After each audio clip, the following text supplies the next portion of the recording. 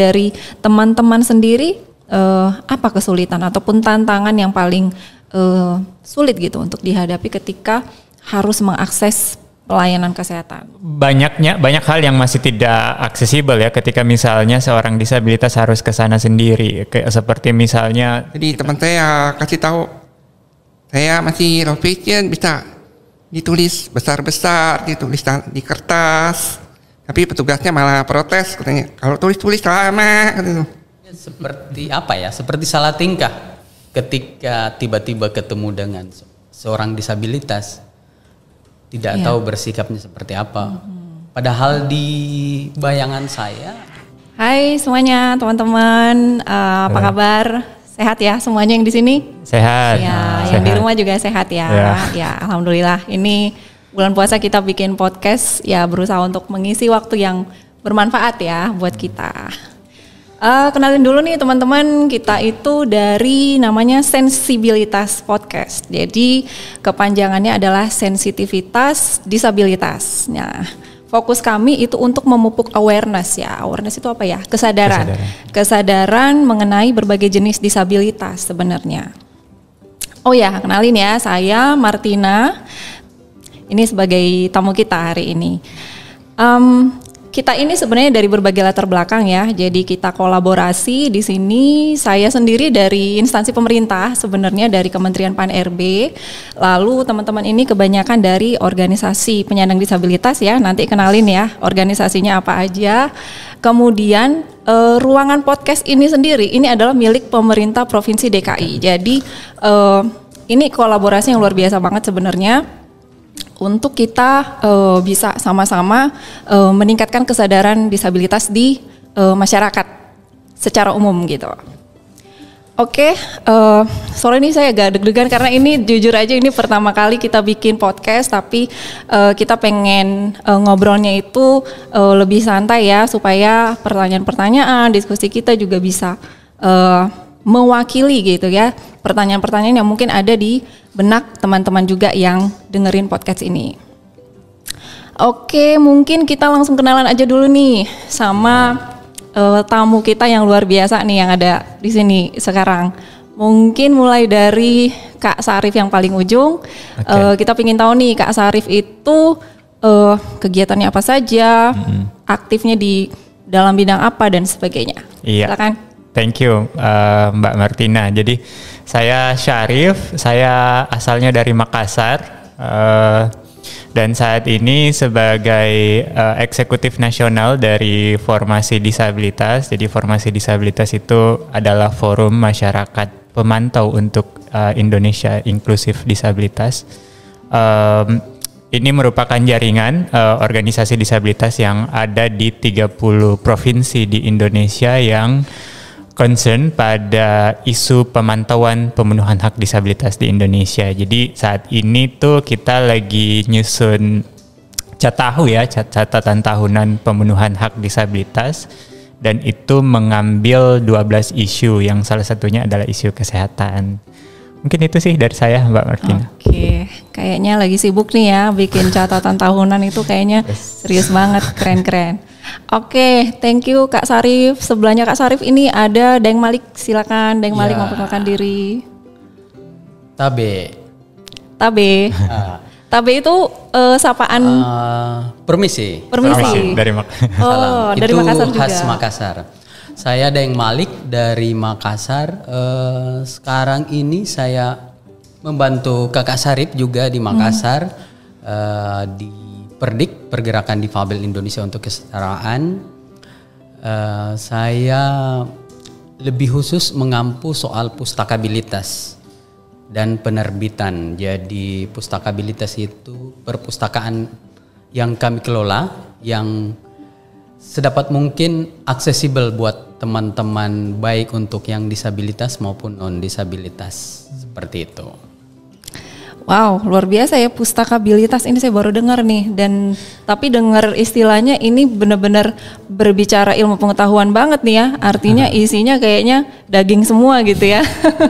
Kertas semua. Kertas semua. Oke. Kak Sarif dari Formasi, dari Daeng Malik dari Perdik ya, tapi dua-duanya dari Makassar. Oke. Selanjutnya ini ada Pak Chandra. Nah, kita pengen kenal lebih dekat nih dengan Pak Chandra. Ya, sebagai informasi ya buat teman-teman, jadi Pak Chandra ini disabilitas ganda ya. Kalau Kak Sarif kan low vision ya, low vision. Kemudian kalau Daeng Malik totally blind. Oh, totally blind. Oke, kalau Pak Chandra ini ganda ya teman-teman. Jadi beliau blind, tapi juga kesulitan mendengar ya kalau tidak salah ya, kesulitan mendengar, tapi masih bisa sedikit mendengar. Nah, kita pengen dengar nih Pak Chandra, kegiatannya apa, kemudian dari mana ya? Tadi kan Kak Sarif dari Formasi, kemudian Daeng Malik dari Perdik, mungkin Pak Chandra juga dari organisasi penyandang disabilitas juga nih. Silakan Pak Chandra, kita mau dengar. Ya, selamat siang teman-teman semua. Siang. Ya. Perkenalkan saya Chandra dari Yayasan Pemberdayaan Tuli Buta Indonesia atau biasa disingkat Pelita Indonesia.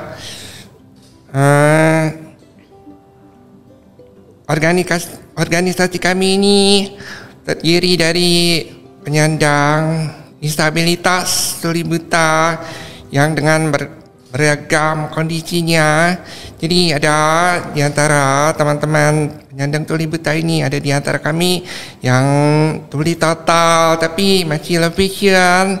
Ada juga yang masih low vision dan juga ada sisa pendengaran yaitu low hearing.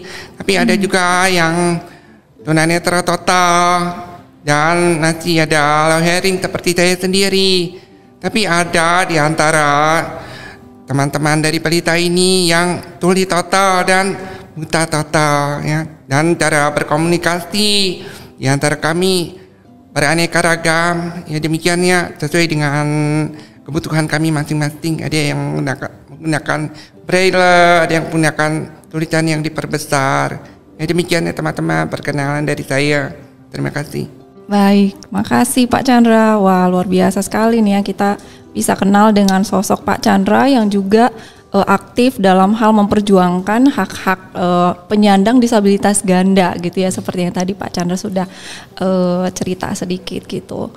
Oke, kalau gitu kita langsung aja ya ngobrol gitu ya bareng mereka ini, teman-teman kita ini. Tema kita yang kita mau angkat tadi sebenarnya saya sudah sampaikan di awal itu tentang gimana sih teman-teman ini yang penyandang disabilitas ini bisa mendapatkan layanan kesehatan yang ramah disabilitas gitu. Nah, kita pengen denger sharingnya sebenarnya karena kalau dari data WHO ya atau World Health Organization yang saya lihat contekannya dulu ya. Di sini jadi sekitar 1,3 miliar penduduk dunia itu penyandang disabilitas. Ini data atau fakta-faktanya ya. Dan sebagian orang disabilitas tersebut meninggal 20 tahun lebih cepat dibandingkan non-disabilitas. Nah, ini fakta ya. Kemudian orang dengan disabilitas ternyata memiliki risiko untuk mengembangkan kondisi kesehatan yang buruk gitu. Misalnya asma, diabetes, stroke, obesitas, depresi gitu, kesehatan mulut yang buruk dan sebagainya. Kemudian fakta berikutnya, akses fasilitas kesehatan lebih sulit 6 kali bagi orang disabilitas dibanding dengan non-disabilitas. Lalu orang dengan disabilitas juga mengalami kesulitan 15 kali lebih sulit gitu ya untuk mengakses transportasi ketimbang orang non-disabilitas. Nah, ini kebanyakan terjadi karena ketidakadilan dalam mengakses kesehatan tersebut. Jadi ada inequality gitu ya, ketidakadilan yang berasal dari pengalaman yang tidak adil seperti stigma, diskriminasi, kemiskinan, pengucilan dalam pendidikan dan pekerjaan, serta hambatan yang dihadapi dalam sistem kesehatan itu sendiri. Nah, ini yang mengantarkan kita pada diskusi ini tentang sistem kesehatan yang ada saat ini, tapi lebih fokusnya ke tadi, stigma gitu ya. Ke stigma ini berkaitan dengan bagaimana sih berinteraksi dan berkomunikasi dengan pasien disabilitas.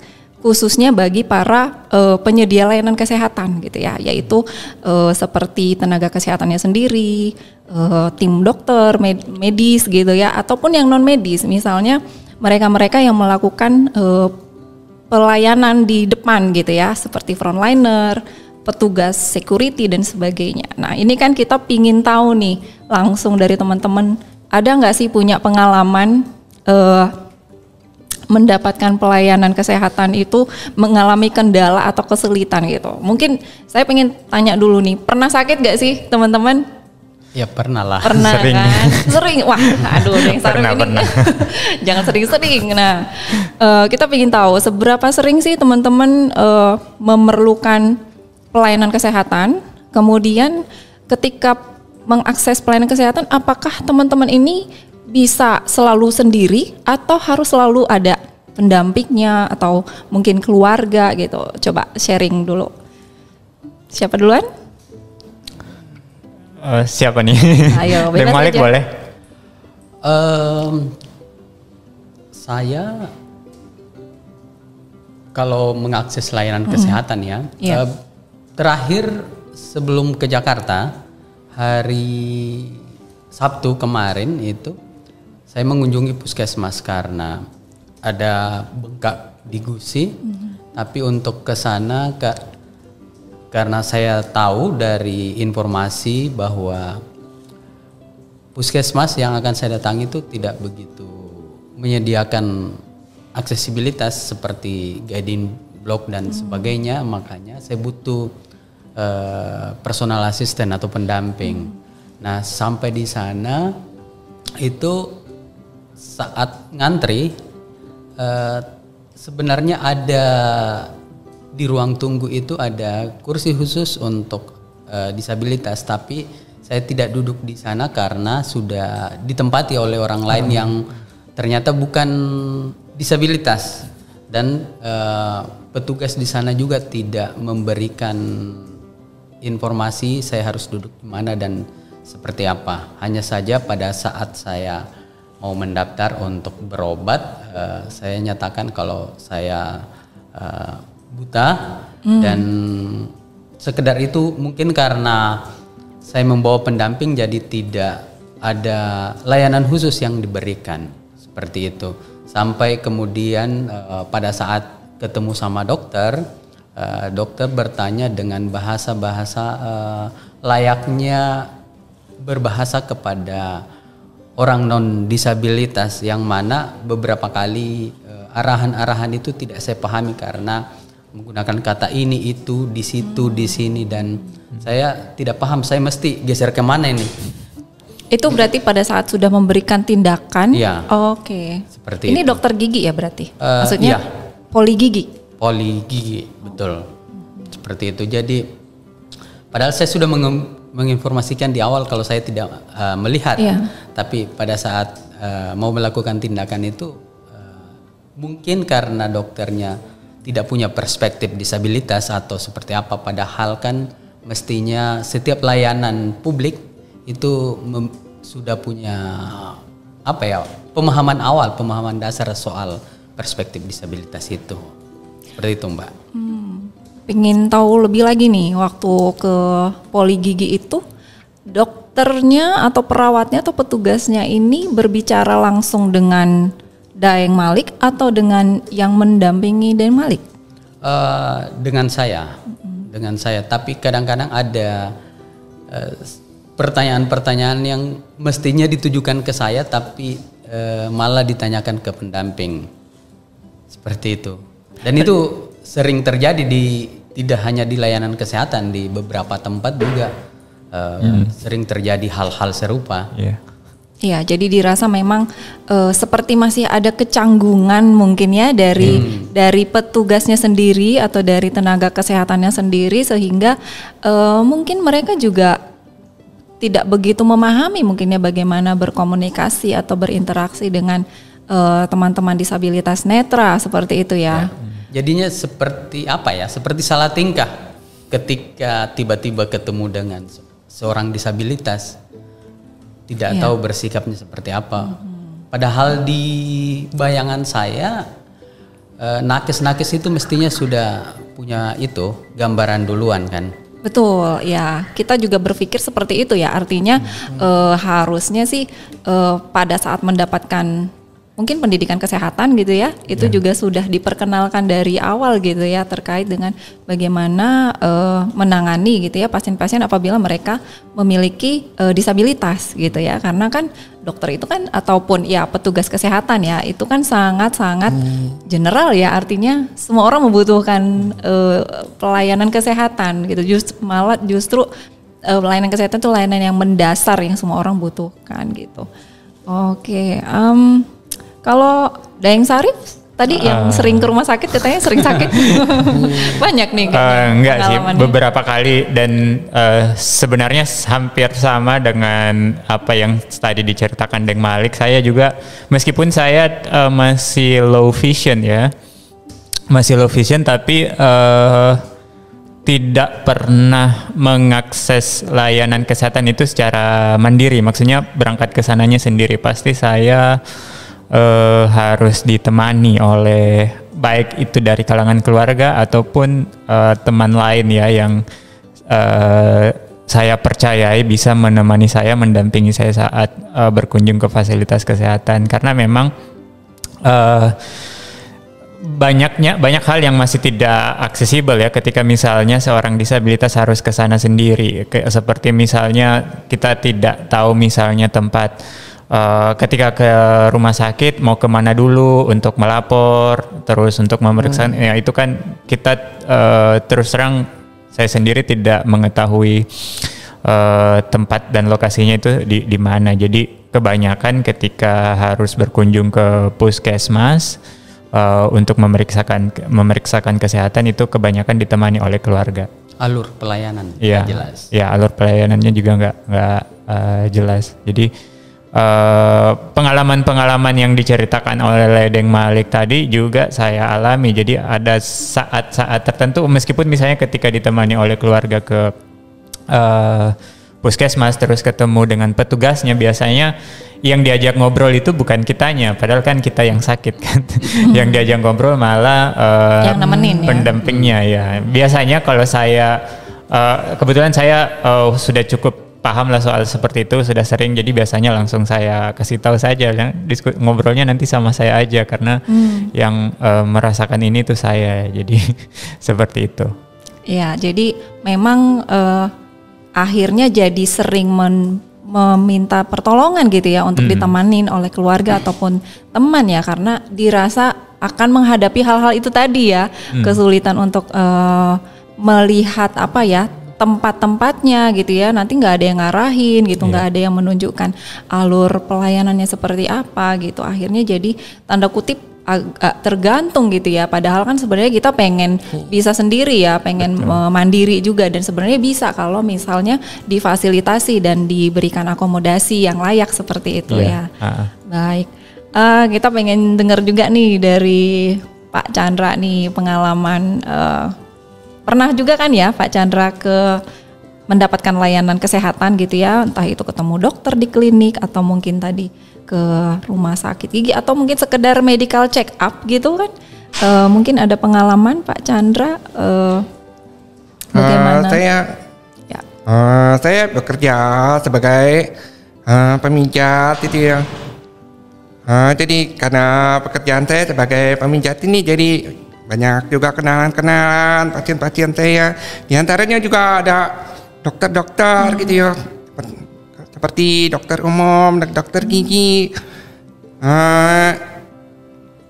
Jadi saya membangun relasi dengan para pasien saya ini, para langganan pijat ini ya, termasuk dengan dokter-dokter ini. Jadi kadang-kadang dokter juga pengen jadi pasien katanya, pengen jadi pasien pijat gitu.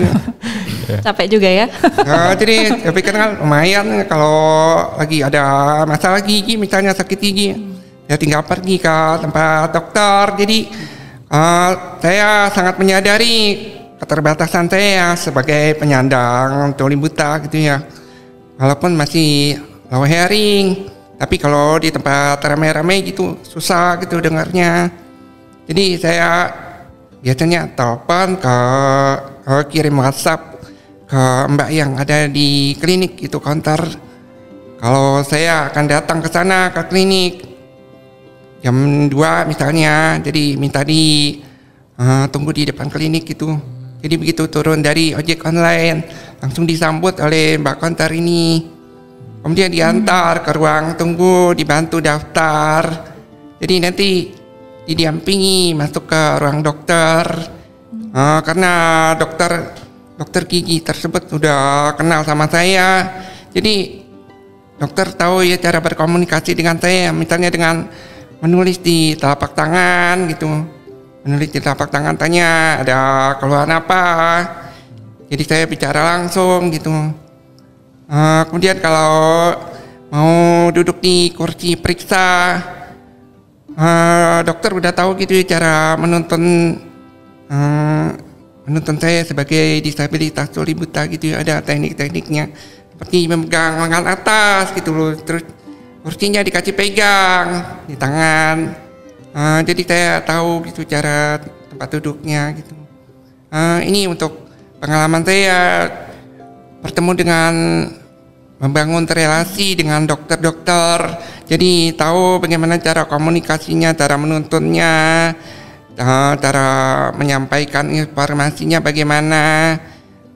Tapi pengalaman saya, kalau dokter-dokternya belum kenal atau rumah sakit yang belum kenal gitu, seringkali mengalami kesulitan gitu ya Mbak. Ya menarik banget ya yang disampaikan Pak Chandra ini ya. Maksudnya ada privilege tanda kutip karena Pak Chandra udah kenal duluan gitu sama tenaga kesehatannya dan sebagai pasien pula gitu kan. Pasien Pak Chandra sebagai yang pijit gitu kan. Akhirnya jadi ada interaksi dulu, jadi ada pemahaman dulu ya. Artinya dari pertemuan itu dokter jadi memahami bagaimana berkomunikasi dengan Pak Chandra yang ganda gitu ya, buta dan sekaligus low hearing tadi ya. Nah, saya tuh menangkap satu ini sih ya, artinya ketika memahami akhirnya jadi bisa berkomunikasi dengan baik. Kalau tadi pengalaman Kak Sarif dan Daeng Malik, karena memang sepertinya baru pertama gitu ya, baru ketemu gitu ya, memang belum kenal juga gitu, akhirnya agak bingung gitu ya, karena baru mulai berinteraksi gitu. Nah ini saya pingin tanya nih, kalau teman-teman itu tantangan yang paling sulit itu apa tuh dalam berkomunikasi maupun berinteraksi? Terutama dari perspektif teman-teman ya, mungkin si tenaga kesehatan juga pasti mereka punya kesulitan ya bagaimana berinteraksi, mungkin karena ketidakpahaman tadi. Kalau dari teman-teman sendiri apa kesulitan ataupun tantangan yang paling sulit gitu untuk dihadapi ketika harus mengakses pelayanan kesehatan, termasuk tadi Pak Chandra ya yang tanpa privilege tadi ya ke rumah sakit ataupun ke klinik yang memang itu tidak kenal dengan dokternya gitu.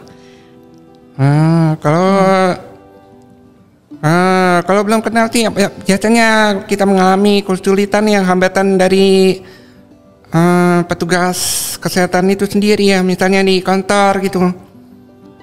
Ini pernah ada salah satu teman saya, anggota pelita penyandang tuli buta. Dia ini tuli total tapi masih low vision. Dia ini mendaftarkan diri ke rumah sakit ya untuk papanya ya, karena papanya pengen cuci darah. Kebetulan hanya dia sendiri yang bisa mendaftarkan untuk papanya yang udah tua gitu ya. Oh jadi lansia. Yang sakit ini bapaknya ya, oke. Kemudian petugasnya malah tanya-tanya kenapa anaknya yang disabilitas yang mendaftar gitu, susah komunikasinya. Jadi teman saya kasih tahu, saya masih low vision, bisa ditulis besar-besar, ditulis di kertas. Tapi petugasnya malah protes, katanya kalau tulis lama gitu. Jadi kita terus ditambah lagi teman saya ini menunggu waktunya dipanggil.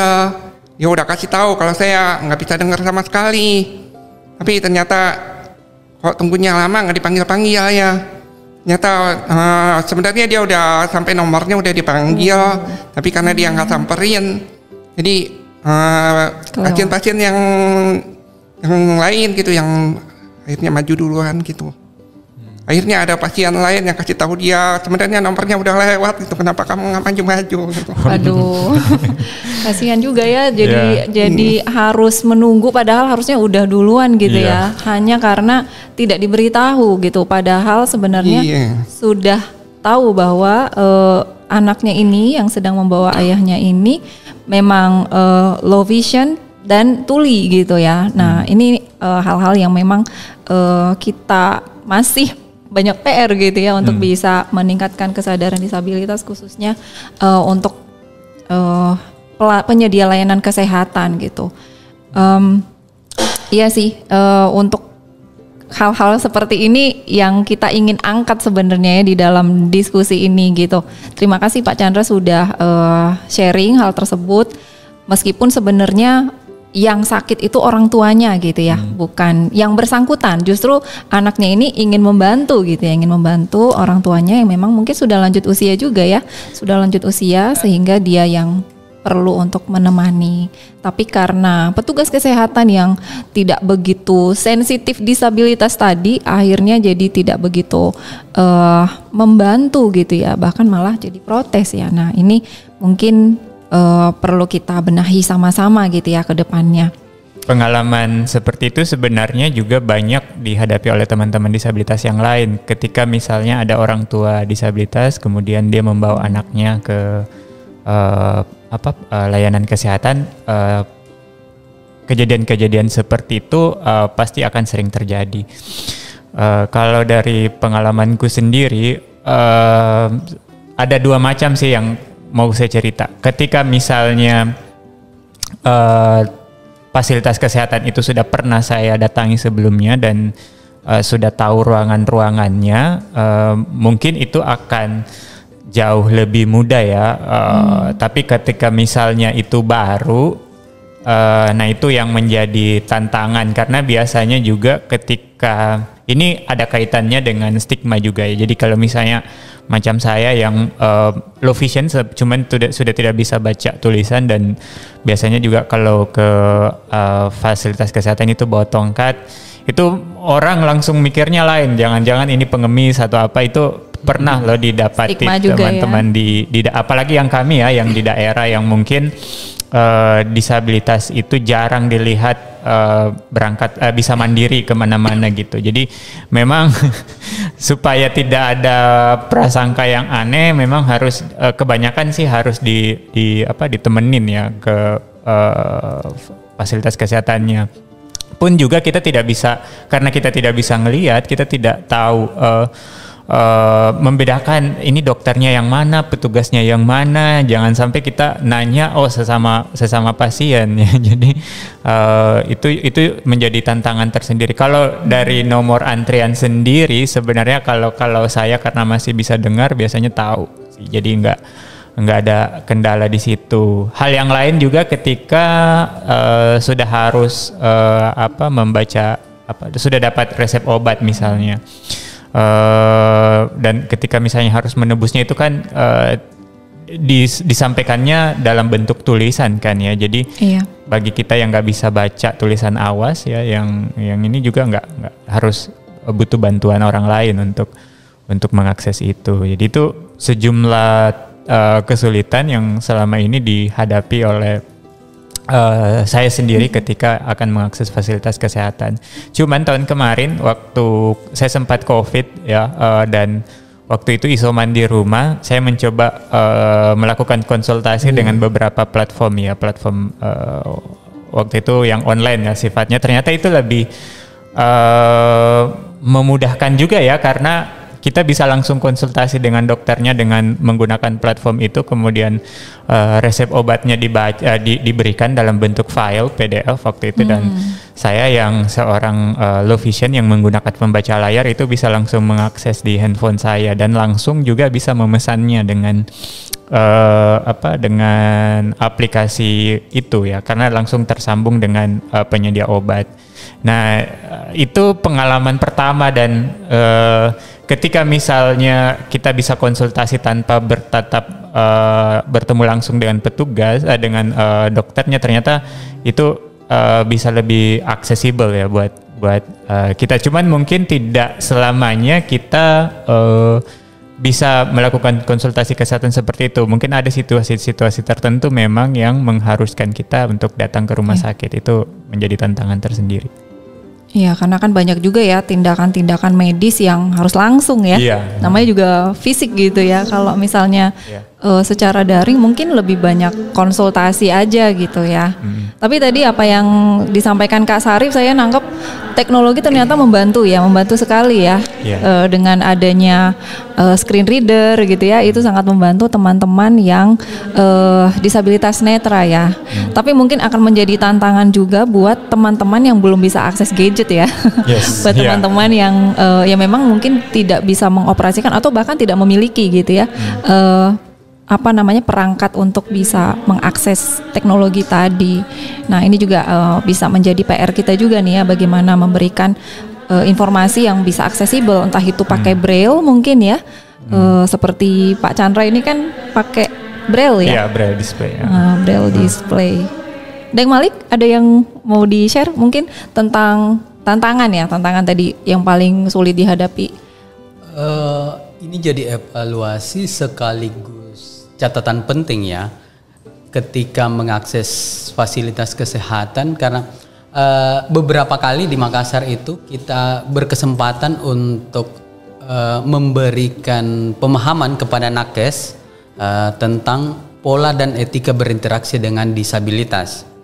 Tapi ketika kegiatan-kegiatan seperti itu yang datang atau yang dihadirkan oleh instansi ataupun misalnya rumah sakit atau puskesmas hanya beberapa orang saja, kemudian tidak ada sharing knowledge.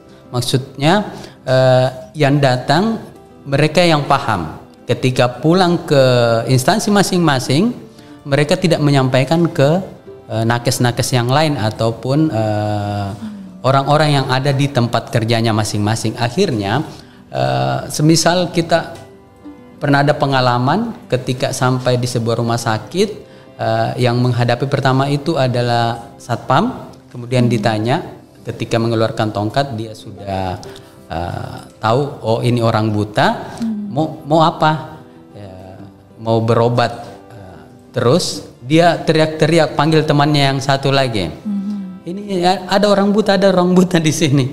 Akhirnya sampai ada beberapa orang, ada mungkin suster yang datang, perawat, mereka bingung ini menanganinya kayak bagaimana, padahal kan mestinya hanya sekadar mengarahkan, saya mau ke poli ini, mereka bisa menuntun, lalu alur-alur pelayanannya bisa dijelaskan. Tapi kan di beberapa fasilitas kesehatan sekarang itu saya tidak begitu pasti kalau di Jakarta, tapi kalau di daerah saya itu belum ada petunjuk-petunjuk yang jelas. Misalnya ketika kita sampai, jadi ada semacam SOP, misalnya kita akan diarahkan kemana, setelah ini akan kemana, kemudian orang-orang yang ada di fasilitas kesehatan tersebut juga sudah tahu cara memandunya seperti apa. Jadi saat kita menyampaikan kita mau berobat ini, bukannya dibantu, malah mereka kagok sendiri karena kebingungan, tidak tahu mesti ngapain. Itu yang paling ini. Jadi catatan pentingnya mestinya juga misalnya pemerintah, Dinkes atau Kemenkes dalam hal ini itu sesering mungkin membuat pelatihan bagaimana pola dan etika berinteraksi dengan disabilitas. Jadi ketika menghadapi pasien disabilitas mereka sudah paham bagaimana menghadapinya, seperti itu. Kalau menurut Kak Sarif dan Deng Malik yang mungkin sering juga gitu ya melakukan advokasi, kalau sejauh ini belum begitu banyak gitu ya program-program yang dilakukan untuk meningkatkan kesadaran disabilitas ini ya, seperti yang tadi Deng Malik sampaikan. Hal-hal itu kayak pelatihan-pelatihan itu memang masih jarang sekali ya dilakukan ya, khususnya oleh entah itu instansi pemerintah ataupun penyedia-penyedia layanan publik lah gitu. Kalau pelatihan-pelatihan serupa itu kalau dari instansi atau pemerintah itu jarang, sangat jarang. Bahkan beberapa kali kita menawarkan itu, katanya iya nanti akan dianggarkan, akan direncanakan seperti itu. Justru kami dari lembaga ataupun komunitas disabilitas itu yang harus proaktif. Namun seproaktif apapun kami, tapi kalau tidak gayung bersambut ya akan sulit juga. Karena beberapa kali kita menawarkan untuk melakukan pelatihan-pelatihan seperti itu, tapi tidak direspon dengan baik seperti itu. Padahal sebenarnya ini justru harusnya dibuka, sudah menjadi peluang gitu ya, sudah membuka memberi diri gitu ya untuk berkolaborasi kan, karena kan sebenarnya pemerintah kan perspektifnya perspektif pemerintah gitu ya, dan mungkin kebanyakan non disabilitas gitu kan. Betul. Sementara yang ingin kita tingkatkan adalah pemahaman tentang berinteraksi dan berkomunikasi tadi. Bagaimana itu bisa dilakukan kalau kita tidak melibatkan teman-teman disabilitasnya itu sendiri gitu kan. Artinya harusnya pemerintah lebih banyak berkolaborasi gitu ya, melibatkan atau ya bersama-sama sebenarnya ya untuk ya entah itu pelatihan ataupun melakukan program-program yang sifatnya meningkatkan kesadaran tadi ya. Kalau Pak Chandra pernah nggak dari Pelita misalnya kerjasama dengan pemerintah atau dengan instansi-instansi terkait lah gitu yang menyediakan layanan publik untuk bisa meningkatkan kesadaran disabilitas atau setidaknya memberikan pemahaman gitu bagaimana berkomunikasi khususnya dengan Pak Chandra. Ini Pak Chandra unik banget ya nulis. Itu sedang menggunakan apa nih Pak Chandra? Mungkin boleh disampaikan juga, mungkin teman-teman ada yang bingung itu Pak Chandra pakai alat apa ya gitu. Saat ini kami sedang mengadakan pendekatan ya dengan tenaga kesehatan. Kita juga baru mengadakan audiensi ya beberapa minggu yang lalu dengan Kementerian Kesehatan. Jadi kita menyampaikan dari Pelita, jadi alangkah baiknya kalau di klinik, di puskesmas, di rumah sakit itu bisa diadakan pelatihan bagaimana berkomunikasi dan berinteraksi dengan penyandang disabilitas khususnya yang tuli buta ya dari Pelita. Dan kami juga bersedia untuk memberikan pelatihan bersama-sama dengan petugas-petugas tenaga kesehatan gitu secara berkala ya, mungkin bisa diadakan sebulan sekali atau 2 bulan sekali. Jadi mungkin ada petugas-petugas yang baru gitu ya, jadi mereka kan bisa ikut pelatihan lagi, belajar lagi ya, ketemu dengan disabilitas gimana caranya ya. Mungkin juga ada petugas-petugas yang udah senior kan bisa belajar lagi, latihan lagi, perdalam lagi, jadi tahu bagaimana cara menuntunnya. Kalau cara menuntun disabilitas tuli buta mungkin mirip dengan menuntun tunanetra gitu ya. Mungkin juga terus ada kasih tahu bagaimana kalau duduk di kursi periksa atau di tempat tidur periksa. Mungkin nanti dokter juga ada informasi yang mau ditanyakan. Ada hal yang kadang-kadang membuat mereka suka salah paham gitu ya. Kita menyampaikan kalau penyandang tuli buta itu biasanya berkomunikasi misalnya ditulis di telapak tangan, lalu mereka jadi salah paham dikirain semuanya mesti ditulis. Padahal bisa juga menggunakan gerakan-gerakan bahasa isyarat gitu ya, bahasa sentuh.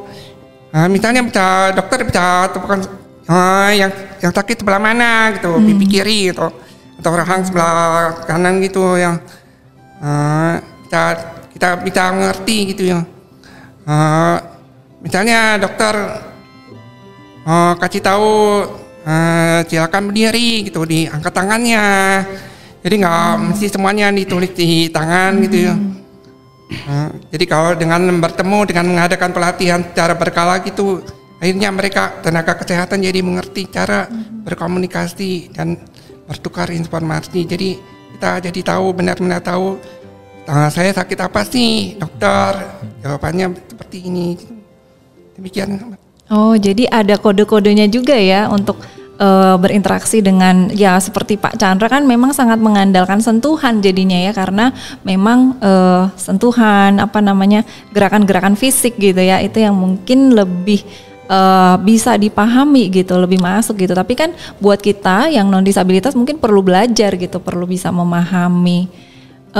Ini tadi kita masih penasaran nih, yang dipakai Pak Chandra untuk berkomunikasi ini namanya apa? Soalnya teman-teman pasti penasaran itu namanya apa. Mungkin Grace bisa bantu jelasin. Ini atau Pak Chandra boleh? Braille display ya Mbak ya. Oh, Braille display. Cara kerjanya gimana Pak? Jadi ini saya didampingi Grace. Jadi Grace bisa mengetik pakai laptop. Oke. Lalu timbul tulisan Braille di alat ini. Terkoneksi. Sebaliknya saya bisa mengetik di alat ini. Nanti tulisan awas timbul di laptopnya Grace. Gitu. Jadi bisa timbal balik. Bisa timbal balik ya. Dan ini terhubung dengan Bluetooth ya? Ya, oke. Berarti terhubung dengan Bluetooth. Artinya memang teknologi sekarang sudah sangat membantu ya, sudah sangat membantu, sehingga kita diskusi dari tadi itu Pak Chandra bisa mengikuti gitu dengan cara membaca Braille. Nah, ini kita perlu juga nih kayaknya belajar Braille ya. Kak Sarif sama Deng Malik bisa Braille? Aku bisa. Bisa. Deng Malik?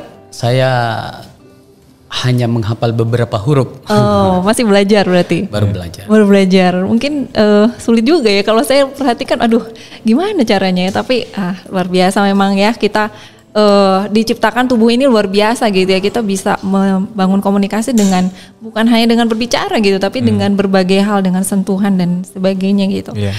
Oke, terakhir nih, beberapa yang terakhir lah, nggak terakhir banget. Kan sebenarnya undang-undang penyandang disabilitas itu sudah ada ya. Jadi istilahnya kayak aturannya itu kayaknya sudah banyak ya, sudah cukup lengkap. Mungkin Kak Sarif atau Deng Malik yang lebih banyak bergerak di dunia advokasi dan sebagainya ini mungkin punya pandangan gitu. Kira-kira seperti apa sih implementasi dari aturan-aturan yang sudah ada itu, khususnya gitu ya untuk mendorong pelayanan kesehatan yang lebih ramah disabilitas? Ya, sebenarnya kalau di undang-undang ya, Undang-Undang 8 2016 itu memang sudah sangat jelas bahwa hak untuk kesehatan merupakan salah satu hak yang wajib dipenuhi oleh negara terhadap penyandang disabilitas. Namun memang ketika bicara implementasi, kebanyakan memang undang-undang kita cuma bagus di atas kertas saja ya, tapi ketika implementasinya masih banyak ditemukan tantangan-tantangan mungkin yang perlu menjadi perhatian nantinya ya, seperti yang sudah diceritakan sebelumnya oleh teman-teman. Jadi begitulah adanya. Nah, memang juga di sisi lain perlu sejumlah aturan teknis ya yang perlu dibuat untuk lebih memperjelas petunjuk untuk memberikan layanan kesehatan yang inklusif untuk disabilitas itu seperti apa. Karena kan kalau mengacunya pada Undang-Undang 8 2016 mungkin itu masih sifatnya masih terlalu umum, tetapi masih perlu lagi dituangkan ke dalam aturan yang lebih teknis lagi yang ada di bawahnya. Dan saat ini sebenarnya sedang berproses RUU Kesehatan ya, yang diinisiasi oleh DPR RI dan juga Kementerian Kesehatan, yang beberapa waktu belakangan ini juga dikritik oleh organisasi masyarakat sipil termasuk organisasi disabilitas, karena undang-undang draft RUU itu ternyata masih belum berperspektif disabilitas.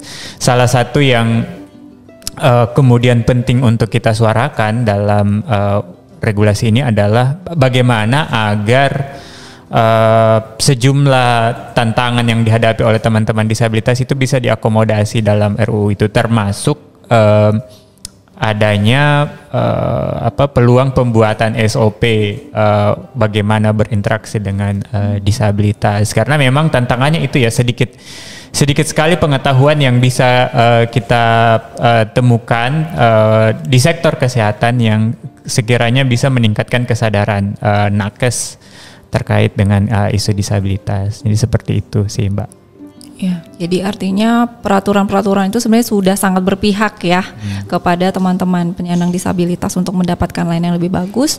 Cuman memang masih ada PR selanjutnya gitu ya, seperti pedoman-pedoman, panduan-panduan itu masih sangat diperlukan ya, apalagi kalau terkait dengan layanan kesehatan itu banyak hal teknis ya di sana, artinya memang perlu ke standar gitu ya, bagaimana cara berinteraksi dan sebagainya, SOP-nya itu. Ya. Kita juga sebenarnya mendorong, ada banyak peluang sebenarnya untuk membenahi itu. Salah satunya mungkin ketika kita mendorong kurikulum bagi sekolah tinggi, sekolah yang di bidang kesehatan ya, ataupun universitas yang punya jurusan yang berkaitan dengan kesehatan masyarakat. Sebenarnya di setiap sektor ini sangat penting dimasukkan di dalam materi perkuliahan atau pembelajaran itu terkait dengan perspektif disabilitas, karena segala sektor pelayanan publik itu pasti akan bersentuhan dengan penyandang disabilitas. Jadi memang itu menjadi satu keseharusan ketika berbicara mengenai pendidikan kita dan memasukkan perspektif disabilitas, agar ketika nanti petugas-petugas itu turun ke lapangan, mereka sudah memiliki perspektif atau pengetahuan terkait dengan disabilitas. Iya. Itu. Karena untuk mengubah stigma tadi itu benar-benar harus dari berbagai aspek ya. Betul. Ya, tadi itu kan mulai dari depan, satpam dan sebagainya, dan ini tidak bisa diberikan hanya ke sebagian, tapi mungkin dari sejak dini ya, mungkin bahkan di sekolah-sekolah juga perlu diberikan pemahaman atau mungkin ada kurikulum khusus gitu ya untuk mengangkat ragam disabilitas gitu ya, sehingga kita bisa lebih inklusif lagi, itu tidak menjadi suatu hal yang aneh lagi gitu ya. Ini hanya bagian dari keragaman kita gitu ya, teman-teman disabilitas ini. Oke. Terakhir nih, ini terakhir banget deh. Harapan dari teman-teman yang dari organisasi gitu ya. Kira-kira apa yang menjadi harapan supaya pelayanan kesehatan kita itu bisa lebih ramah disabilitas, dan kalau misalnya ada bentuk konkretnya seperti apa nih yang mungkin bisa dilakukan baik dari teman-teman sendiri sebagai penyandang disabilitas ataupun dari pemerintah ataupun siapapun yang sebenarnya bisa loh kita lakukan ini gitu. Silakan. Ya. Kalau berbicara soal keberpihakan, kita akan berbicara dua hal. Yang pertama soal pemahaman. Jadi meskipun sekarang kita sudah punya undang-undangnya, tapi implementasinya itu masih tumpul karena seperti apa yang disampaikan Sarip tadi, bahwa mestinya ada peraturan-peraturan turunan seperti pergub, perwali atau semacam perda seperti itu yang akan mengatur secara teknis bagaimana pelaksana di lapangan ini bisa melakukan dan memahami tugasnya dengan memiliki perspektif disabilitas. Jadi pemahaman harus dilakukan melalui ya semacam pelatihan, kemudian ada kurikulum khusus seperti itu. Kemudian keberpihakan kedua adalah anggaran. Nah, kita tidak bisa memungkiri bahwa fasilitas-fasilitas yang ada baik dalam bentuk barang ataupun jasa itu akan maksimal, optimal kalau didukung oleh anggaran yang memadai. Selama ini perhatian terhadap fasilitas, alat kesehatan ataupun bagaimana penggunaan jasa di fasilitas kesehatan itu anggarannya tidak begitu besar, meskipun sudah dikatakan ada 20% ya di bidang kesehatan, tapi untuk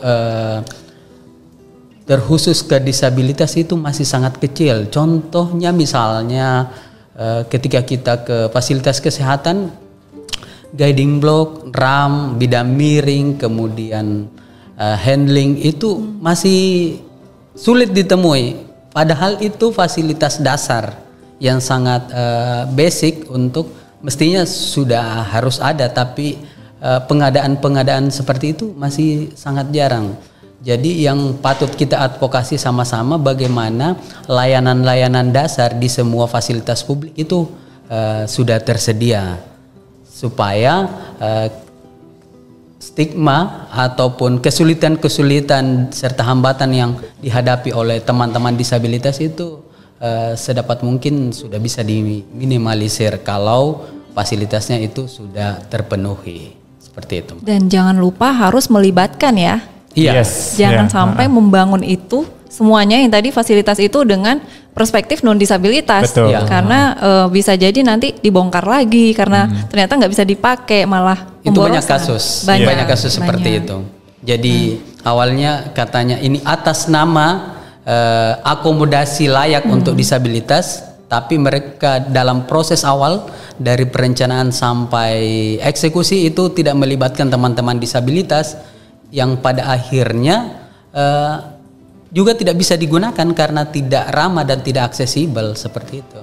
Malah mungkin bisa jadi membahayakan ya. Ya. Nah ini quote-nya itu nothing about us without us ya. Ya, benar. Artinya semuanya itu harus melibatkan, jangan atas nama penyandang disabilitas tapi tidak melibatkan disabilitasnya gitu. Betul. Oke, kalau Kak Sarif ada harapan khusus gitu yang mungkin bisa dilakukan juga? Iya, intinya kalau dari saya, kalau Deng Malik tadi bicara soal regulasi dan penganggaran dan disambung oleh pelibatan, nah kami tentu dari komunitas ataupun organisasi disabilitas pasti dengan senang hati akan selalu senang ketika misalnya ada bentuk kolaborasi yang diajukan ke kami untuk membantu pemerintah ataupun siapapun yang kira-kira punya niat baik atau itikat baik dalam menyediakan fasilitas yang ramah untuk ranah kesehatan ataupun di isu-isu lain ya, karena selama ini memang hanya disabilitas yang biasanya menyuarakan itu. Nah kita tunggu nih apakah pemerintah ataupun instansi kesehatan mau juga melakukan itu, dan tentu saja kita selalu dengan senang hati, dengan tangan terbuka akan siap untuk berkolaborasi untuk itu. Mungkin itu aja sih dari saya. Ya. Jadi kolaborasi ya, harus sama-sama ya, nggak boleh organisasi sendiri gitu ya yang berjuang, tapi juga aspek-aspek sektor-sektor yang lainnya yang terkait. Pak Chandra, adakah mungkin harapannya dan yang mungkin bisa kita lakukan gitu? Ya, mungkin saya ingin menambahkan ya, melengkapi pendapat-pendapat dari Daeng Malik dan Daeng Syarif. Ini bagi teman-teman disabilitas yang mungkin masih bisa aktif, masih bisa mandiri dalam berkomunikasi, tapi ada juga penyandang disabilitas yang mengalami kesulitan dalam berkomunikasi bahkan dengan keluarganya sendiri. Seperti yang saya sampaikan tadi, ada salah satu anggota dari Pelita yang disabilitas tuli total dan buta total. Jadi untuk disabilitas ganda seperti ini sangat sulit sekali berkomunikasi bahkan dengan keluarganya sendiri. Kadang-kadang susah menyampaikan keluhan kesehatannya gitu. Jadi saya mengharapkan kalau petugas-petugas dari puskesmas misalnya, kalau ada kunjungan pasien disabilitas ganda seperti tuli buta misalnya, itu bisa dicatat itu ya di mana tinggalnya misalnya.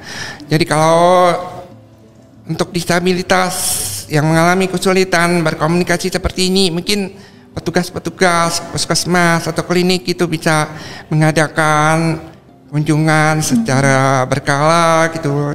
Mereka datang ke rumah, jadi bisa tanya langsung kepada yang bersangkutan, sehat gak gitu, ada keluhan sakit apa enggak. Kadang-kadang kalau mereka ditanya sama, kalau keluarganya nggak tanya sekalipun, mereka nggak akan ngomong kalau saya kurang sehat gitu. Tapi kalau ada petugas puskesmas, petugas kesehatan yang bisa begitu peduli, tanya kamu sehat nggak, pasti dia akan menjawab dan bisa curhat gitu ya, kalau saya kurang sehat, kalau saya sakit dan demikian. Jadi betapa kami sangat membutuhkan layanan kesehatan yang sensitivitas dan disabilitas, inklusif dan ramah disabilitas, penuh dengan kepedulian. Terima kasih. Iya, harus punya kepedulian itu ya. Tadi Pak Chandra menyebutkan support keluarga. Ini balik lagi, ini berbicara stigma juga ya, karena kadang-kadang keluarga sendiri yang tidak bisa menerima gitu ya, atau mungkin tidak bisa menerima kondisi disabilitas anggota keluarganya, sehingga menganggap tidak bisa keluar, tidak perlu berinteraksi dengan orang lain gitu ya, tidak bisa berkarya dan sebagainya. Akhirnya kita juga tidak tahu kalau ada anggota keluarga yang disabilitas gitu, padahal mungkin bisa berkarya juga gitu. Dan puskesmas tadi sesederhana itu ya sebenarnya tadi ya idenya Pak Chandra, ya tinggal mendata gitu ya, mendata, kemudian mungkin nggak banyak juga gitu ya, kemudian melakukan penjadwalan untuk kunjungan berkala gitu ya, setidaknya untuk melihat sehat nggak, apa yang dialami gitu, ada keluhan dan sebagainya. Itu bagus sekali sih, sederhana tapi sebenarnya itu sangat membantu ya untuk teman-teman yang tadi ya, yang benar-benar kesulitan seperti yang Pak Chandra sampaikan tadi. Wow, insightful sekali ya, dan membuka mata sekali ya buat kita di podcast perdana kita ini. Saya sendiri banyak sekali dapat informasi baru nih dari teman-teman narasumber kita ini yang keren banget ya untuk memupuk kesadaran tentang disabilitas gitu ya lebih jauh lagi. Oke teman-teman, mudah-mudahan podcast ini bermanfaat dan kita akan terus gitu ya untuk menggaungkan kesadaran disabilitas ini, mungkin bukan hanya di sektor layanan kesehatan tapi di berbagai sektor lainnya nanti. Oke, sampai ketemu lagi teman-teman. Disabilitas sehat, disabilitas berdaya. Salam inklusi semuanya. Terima kasih banyak. Terima kasih. Ya, sampai jumpa.